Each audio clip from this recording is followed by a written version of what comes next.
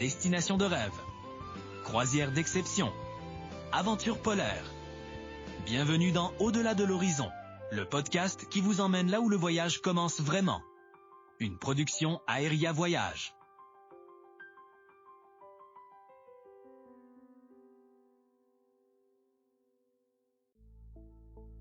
La plupart du temps, quand on planifie un voyage, ça ressemble vraiment à un exercice de contrôle absolu. Ah, c'est clair, on veut tout planifier. Exactement. On veut éliminer l'incertitude, on réserve les hôtels des mois d'avance, on regarde la météo sans arrêt, Ouais. on trace des itinéraires à la minute près.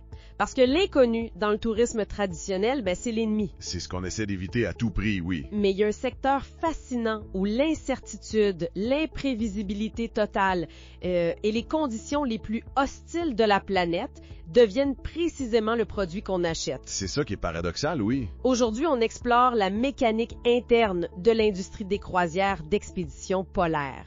Bon, décortiquons ça un instant. Parfait.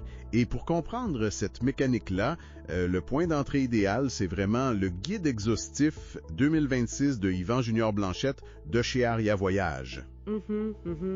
Un document super détaillé. Absolument. Et ce document-là se concentre sur un opérateur en particulier, Quark Expeditions, qui fait partie du groupe Travelopia basé à Seattle. D'accord. Les données de l'industrie sont super claires. Ils ont gagné des prix comme le meilleur croisiériste d'expédition par Virtuoso ou la meilleure aventure par Cruise Critic. Ça fait plusieurs années de suite en plus, non? Exact. C'est l'entité la plus crimée du secteur. Mais je tiens à préciser, notre objectif ici, c'est pas de juger si ce type de voyage est bon ou mauvais. Non, on n'est pas là pour faire une pub. Voilà, on veut juste décortiquer objectivement les faits de notre source pour informer les gens qui nous écoutent sur comment on réussit à, commercialiser l'extrême. Parce que le défi logistique, il est juste colossal. On parle de zones où une simple erreur ou un changement de pression atmosphérique, ça gâche pas juste tes vacances. Non, c'est une question de survie à ce stade-là. Exact. Mais avant de parler des navires ultra-modernes d'aujourd'hui, faut remonter à la genèse de l'entreprise. Ouais, en 1991. C'est ça. Quand les fondateurs Mike McDowell et Lars Wikander ont amené les premiers passagers commerciaux au pôle Nord géographique. Un exploit majeur pour l'époque. Surtout que, ce qui me frappe, c'est pas juste la destination, c'est le moyen de transport. Un brise-glace à propulsion nucléaire. Ouais, ça sonne un peu intense, je l'avoue. Attends, pourquoi, jusque-là, il n'y avait pas des bateaux normaux capables de faire la job? Ben, la réponse est vraiment dans la physique de la banquise. Tu sais, le pôle Nord, c'est pas une masse de terre entourée d'eau. OK. C'est un océan gelé qui bouge tout le temps. Et ce qui est fascinant ici, c'est que cette glace-là, c'est de la glace de plusieurs années. Fait qu'elle est beaucoup plus dure. Exactement. Elle est super dense, elle peut faire plusieurs mètres d'épais. Un navire diesel classique, il se ferait littéralement broyer ou il resterait pris. Ah, wow, OK. Fait que les réacteurs nucléaires, eux, ils fournissent une énergie massive et continue. Ça permet à la proue de monter sur la glace, puis c'est le poids de la coque qui casse la banquise en dessous. Ah, OK, je vois l'image. Et en réussissant ça, en 1991, ils n'ont pas juste ouvert une nouvelle route. Non, ils ont défini toute leur culture d'entreprise. C'est comme s'ils étaient le brise-glace de l'industrie touristique, mettons.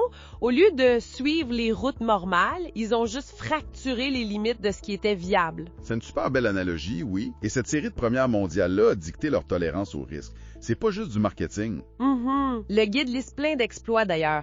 Première circumnavigation de l'Antarctique en 96, l'océan Arctique en 99. Même le premier voyage au pôle Nord sur le 50 Years of Victory en 2008. Mais ce qui m'intrigue vraiment, c'est la transition. On passe de brise-glace soviétique louée à une flotte hyper moderne construite pour eux. Ben oui, parce que tu peux pas faire ça avec un bateau de croisière qui va dans les Caraïbes. Clairement pas. Comment cette évolution-là se traduit sur l'eau concrètement? Ça se traduit comme une ingénierie qui est entièrement pensée pour l'accès. Mettons, tu regardes leur navire amiral de 2021, l'Ultramarine. Ouais, le fameux Ultramarine. Il prend 199 passagers, mais la vraie innovation, c'est pas le luxe des cabines, même ce 103 suite incroyable. C'est quoi alors? C'est les 2 hélicoptères bimoteurs Airbus H145. avec 2 héliports. Attends, bimoteur, c'est vraiment important ça. Hein? Ah, crucial. Dans les régions polaires, si un moteur lâche au-dessus d'un glacier ou de l'eau à 0 degré, t'as aucune marge d'erreur. Ah, je vois. La redondance mécanique, c'est ce qui garantit la sécurité. Fait que ça leur permet d'aller déposer des gens sur des calottes glaciaires infranchissables en bateau. C'est ici que ça devient vraiment intéressant. L'hélicoptère, OK, ça donne accès par les airs. Mais sur l'eau, le temps, c'est ce qu'il y a de plus précieux. Exact, la météo pardonne pas. Et là, la source mentionne que l'ultramarine a un hangar interne pour 20 Zodiacs. Ouais, au niveau de l'eau. Fait que c'est pas comme les autres bateaux qui descendent les petits bateaux avec une grue un par un. Non, ça prend une éternité. Moi, j'imagine ça comme, tu sais, un arrêt au puits de Formule 1. Les portes s'ouvrent, bang, tout le monde sort. C'est exactement ça. Mais est-ce que cette obsession-là de sortir les Zodiacs plus vite, de gagner quoi à 30 minutes, ça fait une vraie différence ou c'est juste un gadget? Absolument pas un gadget. En fait, l'explication est 100% météorologique. D'accord. Tiens, en Antarctique, il y a des vents catabatiques qui descendent des glaciers. Un ciel bleu ou une mer super calme, ça peut virer au cauchemar en 30 minutes. 30 minutes? Ouais. C'est super rapide. Fait que si ça te prend 1 heure mettre tes Zodiacs à l'eau avec des grues, ta fenêtre pour voir, mettons, des baleines, elle est disparue avant même que les gens soient dans l'eau. Wow, OK. Fait que couper ce temps-là en deux, c'est littéralement la différence entre voir l'animal ou retourner dans sa cabine. Exactement. L'ingénierie achète du temps. Et cette approche-là, on la voit aussi sur l'Ocean Explorer, un autre bateau de 2024. Il est plus petit, genre 138 passagers, mais son architecture est capotée. L'Ulstein Exbo. Oui, la proue inversée. Visuellement, on dirait que le bateau a été monté en l'envers. La pointe est presque sous l'eau. C'est quoi l'avantage de faire ça par rapport à une pointe normale qui monte vers le haut? C'est de la pure mécanique des fluides. Une proue normale, ça monte sur la vague. Sauf que quand le bateau retombe de l'autre bord, bang, ça crée un choc massif. Ça tangue, ça vibre. Ouais, le fameux mal de mer. Exact. L'Ulstein Exbo, ça marche par pénétration. La forme arrondie tranche la base de la vague au lieu de grimper dessus. Ah, ça fend l'eau au lieu de sauter. C'est ça. Ça disperse l'énergie sur les côtés, fait que tu gardes ta vitesse, tu consommes moins de carburant et surtout, les passagers sont beaucoup moins malades. Ça, c'est un argument de vente massif, on va se le dire. Mais bon, avec toute cette technologie pour exploiter des fenêtres météo, ça amène à la vie à bord. On s'entend que tu peux pas imprimer un horaire fixe le dimanche soir, là. Oh non, c'est impossible. Le guide insiste beaucoup là-dessus, il n'y a aucun horaire fixe. Ce qui doit tellement déstabiliser les gens habitués au voyage tout inclus, tu sais. Comment on gère 200 personnes sans horaire, sans que ça devienne le chaos total? Ben, c'est là que l'équipe d'expédition rentre en jeu. Tu sais, le capitaine et le chef d'expédition naviguent littéralement à vue. Ils regardent les glaces en temps réel. Ouais. Les cartes satellitaires, la météo heure par heure. La journée, elle est basée sur une seule chose, faire le plus de débarquements possible. OK. Fait qu'ils divisent les gens par groupe de couleurs. L'idée, c'est de faire au moins 2 sorties par jour. Comme une grosse improvisation jazz dictée par Mère Nature, dans le fond. Le chef d'expédition est juste le chef d'orchestre. C'est une bonne façon de le voir. Et si un iceberg bloque le chemin, hop, plan B. L'équipe d'expédition prend le relais. Justement, parlons de cette équipe-là. Le ratio guide-passager est le plus élevé de l'industrie. Et c'est pas des animateurs camp de vacances. Ah non, pas du tout. Il a de la misère à comprendre ce qu'il regarde. Fait qu'un scientifique va prendre un bloc de glace bleue, il va te faire une leçon immersive sur comment la pression a expulsé l'oxygène sur des milliers d'années. Ah, OK, l'accès intellectuel est aussi important que l'accès physique. Exactement. Le soir, ils font des récapitulations pour donner un vrai sens scientifique à ce que le monde a vu dans la journée. Mais physiquement aussi, ça demande de l'engagement. Il y a du kayak, du camping sur glace et il y a le fameux plongeon polaire. Ah, le rite de passage incontournable. J'essaie de comprendre, se lancer volontairement dans l'eau qui est à moins 1,8 degrés Celsius, le choc thermique doit être atroce. Pourquoi l'industrie pousse autant une expérience qui frôle que douleur? Ben, c'est une espèce de catharsis collective. Ouais. Tu sais, t'es isolé avec un petit groupe. Le plongeon, ça agit comme un grand égalisateur. Que tu sois un PDG millionnaire ou un chercheur, quand tu sautes dans l'eau glacée, t'as la même réaction de vulnérabilité. Fait que ça casse la glace sans faire de jeu de mots. Exact. Ça crée une camaraderie hyper forte que tu verras jamais sur une croisière dans les Bahamas. Je vois le genre. Et ça se passe dans 2 zones complètement différentes selon les saisons. Mettons l'Antarctique en premier de novembre à mars. Oui, on parle du sud de l'Argentine, Ushuaia. Le passage de Drake. Le fameux Drake, oui. C'est là que 3 océans se rencontrent sans aucune terre pour freiner le vent. C'est violent. Les vagues peuvent dépasser les 10 mètres faciles. Ça prend 2 jours de mer pour le traverser dans chaque sens. C'est là que l'option de l'Antarctic Express devient intéressante. On peut payer pour prendre un vol, passer par-dessus le Drake et atterrir direct en Antarctique pour rejoindre le bateau. Ouais, le vol nolisé. Mais je me fais l'avocat du diable ici.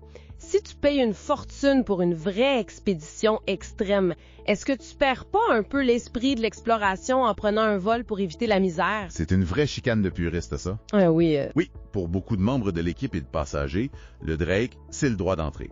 C'est la transition psychologique. Tu laisses la civilisation derrière au rythme des vagues, mettons. Exact.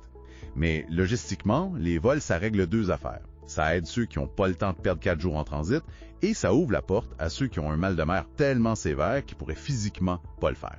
OK, fait que ça démocratise l'accès. On a l'isolation sans la punition. C'est ça. Et ça permet des choses comme Snow Hill en Antarctique. Oui, Snow Hill, l'endroit super dur d'accès pour voir les manchots empereurs. Même les brises-glaces doivent s'arrêter super loin. Et c'est là que les hélicoptères de l'ultramarine brillent. Sans eux, c'est juste impossible d'aller voir la colonie. La machine rend l'impossible possible. Et ça nous amène à l'Arctique de mai à septembre. Là, c'est différent parce que c'est pas juste un continent isolé pour la science. C'est habité. Oui, le Svalbard, le Groenland, le passage du Nord-Ouest au Canada. Et le guide parle du programme Tundra to Table. Ils embarquent des chefs inuits avec l'organisation Igapoy Kampal pour faire la cuisine locale. Ça, c'est cool parce que souvent, la culture locale, c'est une petite danse de 30 minutes sur le quai. Ouais. Mais intégrer la vraie gastronomie dans une expédition de luxe, la chaîne d'approvisionnement doit être complexe. C'est un énorme défi logistique. Tu as des normes maritimes internationales à respecter tout en amenant des ingrédients chassés et cueillis localement. Wow! Mais oui, le but, c'est de changer de paradigme. On arrête de juste regarder les villages de loin. Les Inuits ont une plateforme pour expliquer directement comment le changement climatique affecte leur territoire. Et ça met le doigt sur l'éléphant dans la pièce, le changement climatique. Eh oui. Tu sais, on envoie des immenses bateaux, des hélicoptères qui brûlent du carburant dans les écosystèmes les plus fragiles de la planète. C'est paradoxal de polluer pour aller voir des glaciers fondre à cause de la pollution. C'est le grand paradoxe de l'industrie, oui. Et les règles sont devenues ultra strictes. Cork a leur stratégie, c'est quoi Polar Promise? Exact, depuis 2019. Ils doivent se plier aux règles de l'IAATO pour le sud et l'AECO pour le nord. Mettons, l'IAATO, c'est max 100 personnes à la fois sur un site de débarquement en Antarctique. Pas une de plus. Et pour la biosécurité, j'ai lu qu'ils passent l'aspirateur sur les manteaux. Littéralement. Les vêtements, les sacs, tout est aspiré pour être sûr qu'aucune graine ou bibite étrangère se ramasse sur le continent. Les bottes sont désinfectées tout le temps. OK, mais pour le bateau lui-même, les ordures, ça va où? C'est là que la technologie MAGS est capotée. Micro Auto Gasification System. C'est un incinérateur? Non, justement. Au lieu de brûler et faire de la fumée, ça décompose les déchets à des températures extrêmes pour en faire du gaz de synthèse. Ah! Et ça pollue pas? Non, le gaz est réutilisé pour alimenter le système et les déchets sont réduits de 95% en un petit biocharbon inerte. Fait qu'ils n'ont pas besoin de traîner des tonnes de poubelles. C'est brillant. Ajoutez à ça les moteurs Rolls-Royce qui font moins de bruit sous l'eau pour pas déranger les baleines. Tout ça a un prix, évidemment, ce qui les place dans le marché du luxe. Oui, un marché très compétitif. Alors, qu'est-ce que tout ça veut dire, concrètement? Parce qu'il y a d'autres joueurs, Silver Sea qui t'offre un majordome, Seabourn avec ses sous-marins, Hurtigruten qui est plus grand public. Le passager idéal de Quark, c'est qui au final? Cela soulève une question importante, effectivement. Yvan Gignard-Blanchette l'explique super bien. Le compromis de Quark, c'est d'investir dans l'équipement d'expédition au lieu du luxe classique. Fait que moins de caviar, plus de Zodiac. C'est ça. Le passager idéal, c'est celui qui est prêt à se faire réveiller à 4 heures du matin par le haut-parleur parce qu'il y a des ours polaires dehors. Quelqu'un qui accepte l'imprévu.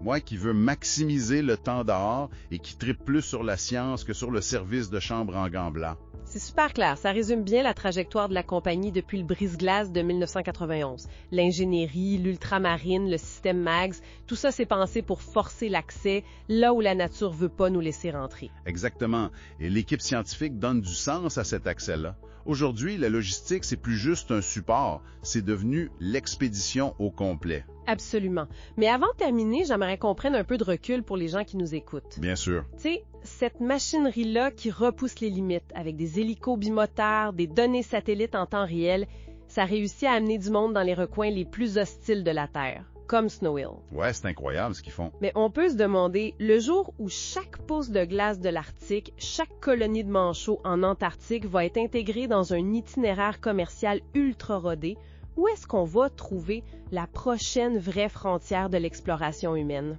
C'est une grosse réflexion. Et surtout, tu sais, en s'acharnant à rendre l'inaccessible toujours accessible, est-ce qu'on risque pas de dissiper un peu le mystère brutal qui rendait ces endroits-là si fascinants à la base? On laisse ça mijoter. Vous venez d'écouter Au-delà de l'horizon, une production Aeria Voyage. Pour en savoir plus sur les destinations et les compagnies présentées dans cet épisode, visitez notre site web au www.aeriavoyage.com, voir tous les détails dans la description. N'oubliez pas de liker et de partager le podcast avec votre famille et vos amis. Abonnez-vous à la chaîne pour être certain de ne rien manquer. À très bientôt.